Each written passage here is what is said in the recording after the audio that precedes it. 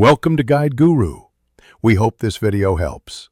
You start by preparing credentials and context, your institutional ID, password, and two-factor device. Once ready, open the Polytechnic portal and choose the Web Options or Student Services area. This is where settings live. You need department and course codes at hand to avoid repeated edits.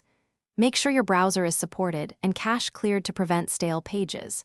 If you see a maintenance banner, wait and refresh. Otherwise, proceed to the Options menu to begin changing settings now. You now execute the core edits. Open Web Options and select Site Settings, then pick either course or department tabs depending on scope. Change visibility, enrollment caps, access controls, and any resource links. This is where you set who sees what and when. Once edited, save a draft to preserve work, then use the preview to confirm layout and permissions. If everything looks right, publish changes.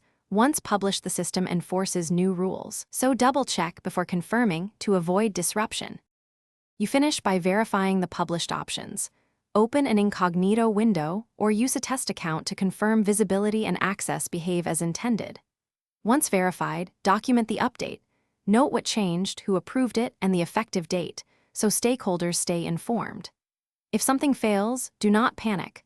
Roll back to the saved draft or unpublished version and escalate to IT with clear reproduction steps and exact error messages. That troubleshooting step often resolves issues quickly. Thanks for watching. Consider subscribing if we helped you today.